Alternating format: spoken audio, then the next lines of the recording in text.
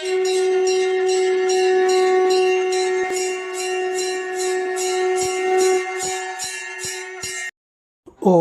ஸ்ரீ குருப்யோ நம. ஓம் கம் கணபதையே நம. நம்ம ஸ்ரீநிகேதன் வலைதளம் வாயிலாக முருகப்பெருமானுடைய சஹஸ்ரநாமத்திலிருந்து தினம் ஒரு நாமாவளி செஞ்சு சென்றிருக்கோம். இன்றைய தினம் 731வது நாமாவளியாக ஓம் ரத்னபூஷணாய நமஹ. முருகப்பெருமான் அந்த நாமாவளி ரத்னங்களால் செய்யப்பட்ட ஆபரணங்களை உடையவருக்கு நமஸ்காரம் அப்படின்னு வர்ணிக்கிறது. இறைவனுடைய உருவ வர்ணனை மாதிரி அவருடைய ஆபரணங்கள் எல்லாம் அவ்வளோ ஒரு அழகாக நவரத்னங்களால் இழைக்கப்பட்டதாக இருக்கும். அப்போ ஏற்பட்ட அந்த ஆபரணங்களுடைய தத்துவங்களை பார்த்தோம்.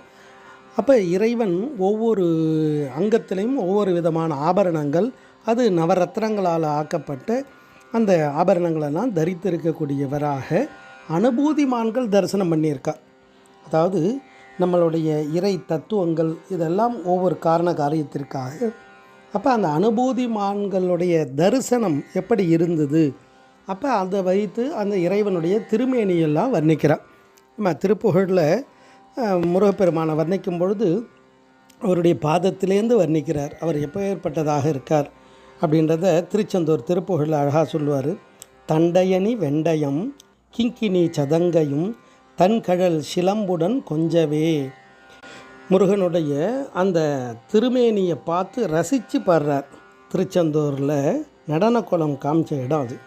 அப்போ அந்த சுவாமி எப்படியெல்லாம் தண்டை அணிஞ்சின்றிருக்காரு, சதங்கை எப்படி இருக்குது, இதெல்லாம் அழகாக வர்ணிக்கிறார்.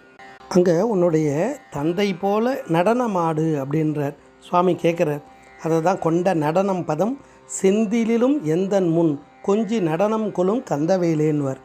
அப்போ இறைவனுடைய அங்கங்களை எல்லாம் அணுவாக ரசித்தவா அனுபூதிமான்கள். அப்போ ஏற்பட்ட அந்த அனுபூதிமான்களுடைய திருவாக்கிலிருந்து இறைவனுடைய அந்த அங்க லட்சணமும் அந்த அங்கத்தில் அவர் தரித்திருக்கக்கூடிய ஆபரணங்களை எல்லாமே வர்ணிக்கிறார். அம்பாளுடைய பாத சிலம்பில் இருந்து தான் நவசக்தியில் வந்து அவாக்கிட்டேருந்து தான் நவ வீரபாகு தேவர்கள்லாம் வர.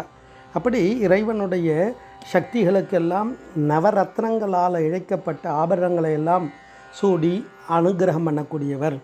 இந்த நவரத்னங்கள் தோன்றுவதற்கே ஒரு புராணம் அழகாக வர்ணிக்கும். அசுரன் தன்னுடைய சரீரம் போனதுக்கப்புறம் நவரத்னங்களாக மாறணும், அதை நீங்கள் தரித்துக்கணும் அப்படின்னா பிரார்த்தனை பண்ணிக்கிறார்.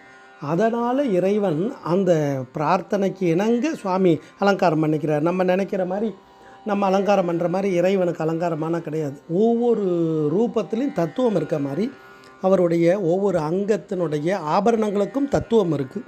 அப்பேற்பட்ட ரத்னங்களால் செய்யப்பட்ட ஆபரணங்களை உடையவராக இந்த நாமாவளி முருகப்பெருமானை வர்ணிக்கிறது. ஓம் ரத்னபூஷணாய நமஹ. ஸ்ரீ குருப்யோ நமஹ. ஓம் சும் சுப்பிரமணியாய நமஹ.